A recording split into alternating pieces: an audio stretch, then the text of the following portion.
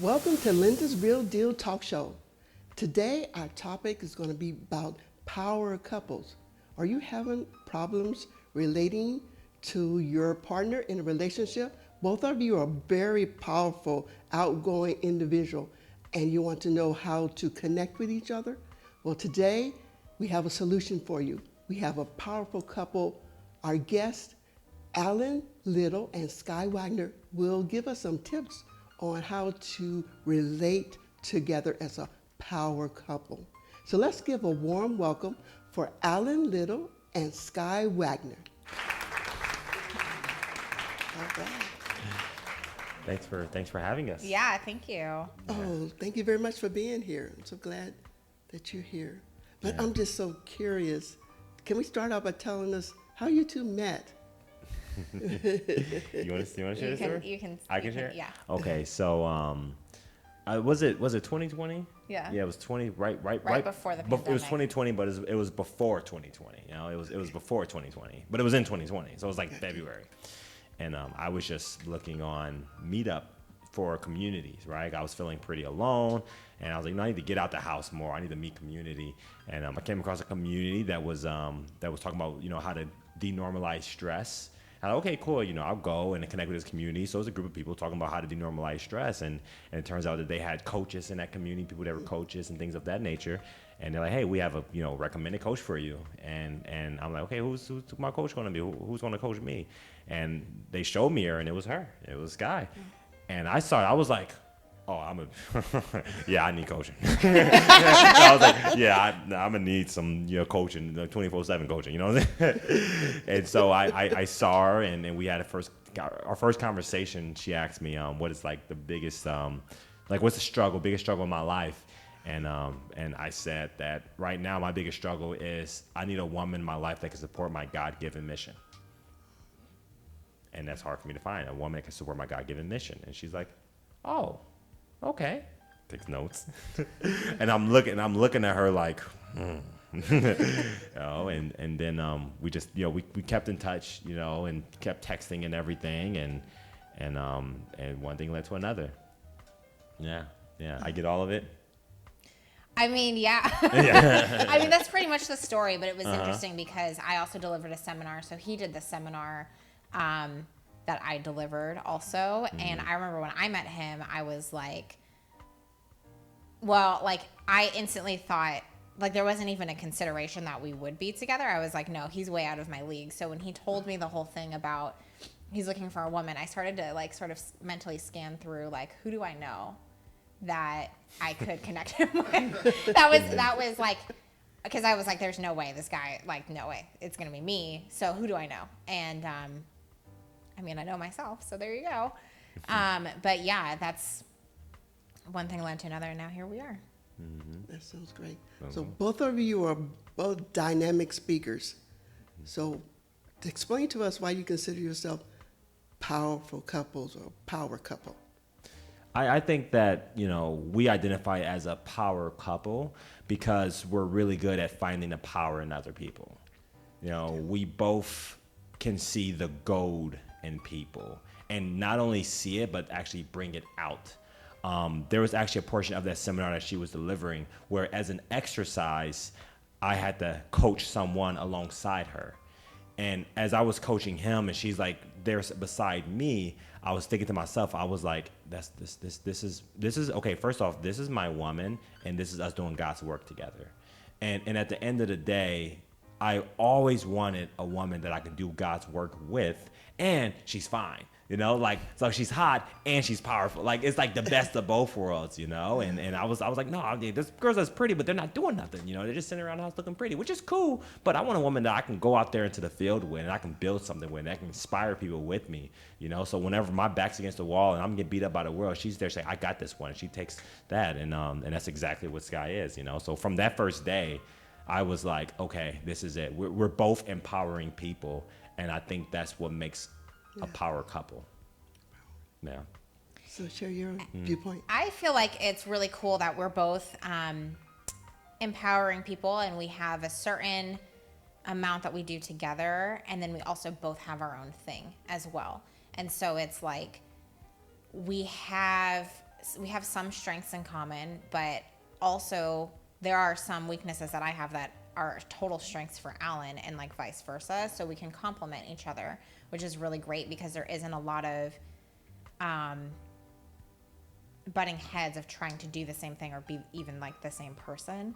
And even, you know, we can offer different perspectives that make the whole thing really well-rounded for the people that we work with. And I think just the support that kind of comes with that, and the support and being able to support each other through all of the things that we're doing individually as well as together. So, and I think it's also really cool. Like, we both are coaches, but I do more of the coaching. He does more of the speaking, and we're both speakers, but he does more of the speaking. But even as coaches and speakers individually, we have different niches and different types of people that we handle. And his speaking style is very different than my speaking style. And so we're similar, but not exactly the same. And so we sort of complement each other. Mm-hmm. Yeah. I love it. Thank Yeah. you. So, what are your goals together as a couple, and your plans on how to empower other people? Yeah, it's one of those things where it's like, I think the first part of our relationship was, at least the first year, learning each other as a couple. You know, I think that before we can empower the world, we have to have an empowered home, you know, and we know how to live together and cohabitate, things of that nature. And I feel like we just got over that. We just got over that. We're at a place now where we're completely in flow. She know me, I know her, you know, because that first, I mean, I've never like really lived with a woman for more than a year before, you know, so there's like a lot of my stuff that came up in the relationship, you know, and vice versa. So there's like learning each other. And then, so first things first, I would say creating a stable foundation at home as a couple. Like it wouldn't be wise to meet someone, you're my perfect partner, okay, let's go empower the world together. No, become a couple first, you know, become a couple first, love each other first, understand each other, and build that foundation. And then, you know, once you have a good flow, then it's about, okay, cool, I know her strengths, she know my strengths, I know weakness, she know my weaknesses, and we now know how to serve others, you know, a little bit better. Like, say for example, like what I'm doing, you know, I'm a speaker, but I also train speakers as well. You know, I help speakers, you know, get a TED Talk, get paid to speak, and things of that nature.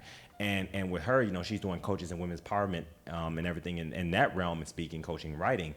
Now, mind you, though, when it comes to like organizing like the people and the leads and the follow-ups, I forget. You know, I just, it's all over the place. But her, she has like a mind that can like do a lot of things at once, like little repetitive tasks, and she can do them all effectively. And so like her strength is really like connecting with like 100 people at one time and making that conversations. And so it's like, I know her strengths, she knows my strengths, and we actually play on those together. So I think that the best way to embark on empowering others is to first become a couple, become a happy couple. And then once you're a happy couple, because if you're not a happy couple first, trying to motivate other people, it's gonna be way more stress. Yeah. It's gonna be way more stress. It's gonna be on top of this. You know, you got your own stuff at home. Become a happy couple first. Get a flow, and then go out and inspire others together as a team, you know, and don't get attached to the image of, oh, look, like I know there's just couples that they post a bunch of pictures of themselves on social media and they're so public, but at home they don't talk, they're not connected, they're just like an idol couple, they're just like a celebrity couple, but there's no home life. Me and Skye, we weren't even public for like a while, like almost a year. We weren't public at all because we were cultivating just me and her.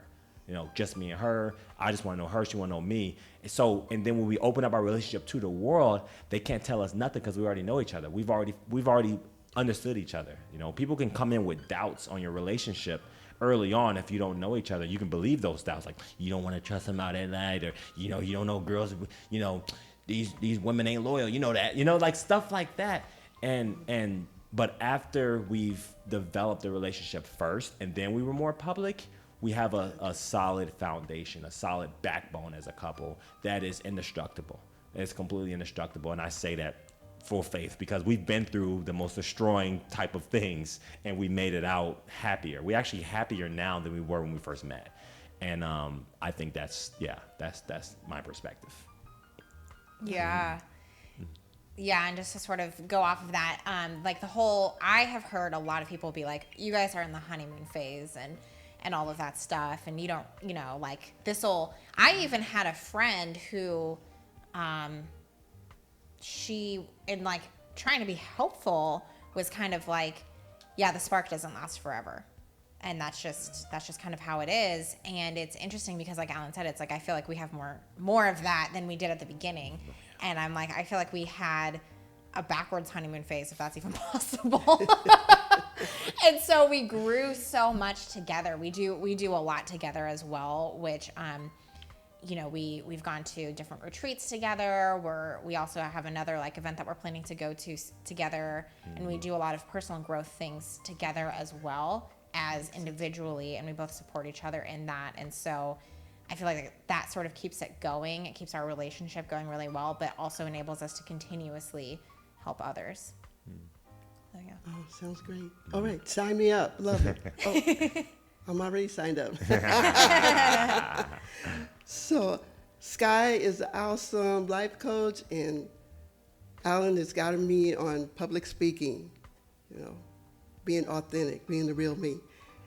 So, tell the audience how somebody might get in contact with you if they would like to reach out and use your services.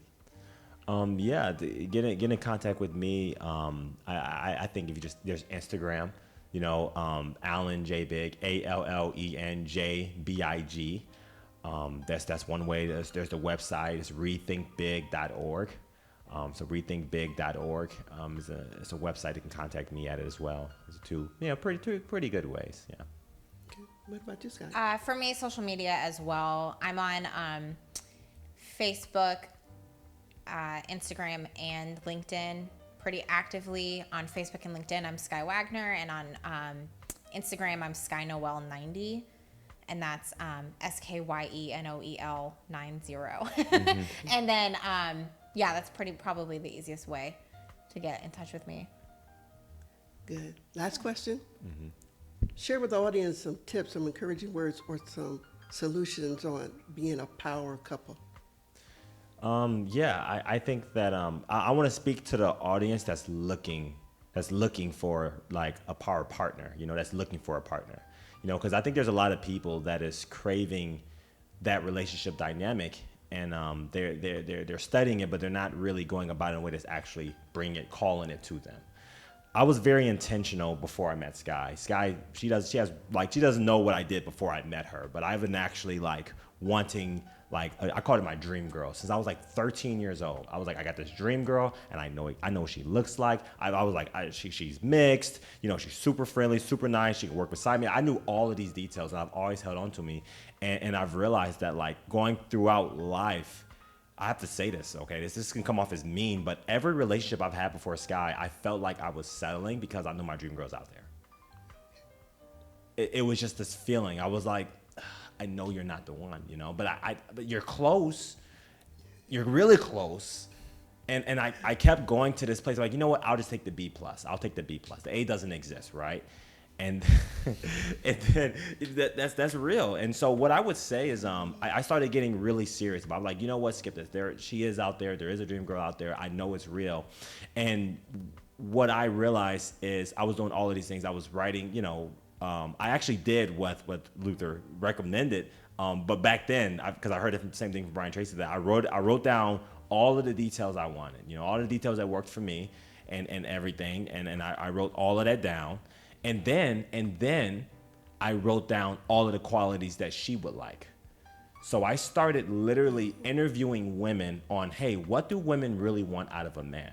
Because in my mind, I'm like, it's selfish for me to know what I want in a woman. I should probably know what she's attracted to. So what I would do is I would literally like meet women, who had a similar personality. They were probably already married, maybe had a relationship. I was like, hey, tell me what do you want in a man? What makes you like commit to a man, And because I wasn't really interested in just like, like a temporary, like, ooh, nice girl. I was interested in like a long-standing, the 20-year, 40-year marriages, So I would interview those women. And one of them, I was like, just in a nutshell, what does women want? And she said to me, a man with a plan. She's like, women want, I actually met this woman at a movie theater. I saw her all hugged up with her boyfriend, and I'm there with my cousin. And I'm like, I want that, So I'm like, hey, I want to talk to the woman. What do you want? And then what do you like in a man? She said, a man with a plan. And so I really reflected on all of that wisdom. I was like, okay, cool. It really sounds like that if I pursue my best self, I'll become the God-based man that I am inside. My perfect woman will match me in that. So I went from searching for a woman to just becoming my best self and knowing that a woman is a part of that process. That's important. I used to drive home and I would pretend to hold the hand of my wife as I'm driving home. And every night I would drive home and I'm like, she's right beside me. You know, I would go out to restaurants. I'll make sure that I always I'll have a seat across from me that, okay, she's eating with me. You know, I would get home. I'll be okay, cool. I better, make space in the closet for her stuff. Like I did all of these little things. And then ironically, the last part that I did, because I started to get to a space of almost like giving up, right? I was like, you know what? I think that love I was searching for, I actually already have it with God. And I'm going to go towards like, you know what? I got God's love. That's enough for me. I'm going to marry God. And I got down on one knee and was like, God, will you marry me? And in my head, I thought we were already married. And so I married God, got this ring on, married God. And a week later, he sent me an angel. Oh, wow. Week after that, that's when I met Skye. And it was interesting because I was like, is this really her? Because I just married you and da-da. And I realized that I surrendered. And I just, once you marry the highest power out there, like the blessings would just come, So, and even like during a relationship, that's very important is you have each other. You be so fascinated by your partner, but always keep God first. Sometimes I'm like, Skye, you're just so beautiful. I think about you so much. I need to go on a walk. I need to go away for like the evening and just be with God, because I don't want to lose track, with that God, with God within me. And a lot of relationships do that. They'll get so obsessed with each other that they forget about their own relationship with their higher power. And it could be God, it can be Buddha, whatever the religion is, whatever the spirituality belief is. Just have that self-love, have that love within you first. And then you share that with your partner. Love it. Mm-hmm. Awesome. Would you like to share? Yeah, I mean, I feel like that was just beautifully stated. Like, it's so true. It's like, it's important that when you are in a relationship that you don't lose yourselves in each other. And I feel like that's something that doesn't get talked about enough, about how important it is to make sure you have that time for yourself, for your own growth, for your own spiritual practice, whatever that is. So that you are sharing the love and you're not like, you need it and you're like looking for that other person to fill this hole. It's actually, you're sharing love together and you're increasing it. It's like 100 plus 100 equaling, 200, as opposed to like 50 and 50 makes 100, that kind of thing. And then I would just say like communication is super important. And authentic communication is super, super, super important. And also, though, realizing that it's like you're two individual people. And so maybe if, like, for me personally, I've realized this a lot with Alan. Like, sometimes I might have an exact picture of how something is supposed to go, and then it doesn't really go that way. And just being okay with that. And being, like, allowing that person to be who they are. And also making sure, like, for anyone who isn't in a relationship and looking for one, that you are with someone that allows you to fully be who you are. Because this is also my first relationship I've ever been in where I can fully just be me and it's not like a problem. So, yeah, I think it's really important for that too. Beautiful. You so Oh, I love it. Thank you so very much. Of course. This has been a wonderful interview, packed full of inspiration and wisdom. And I just want to say thank you very much for joining the Linda's Real Deal Talk Show. Stay tuned for another exciting episode coming soon. Keep it real.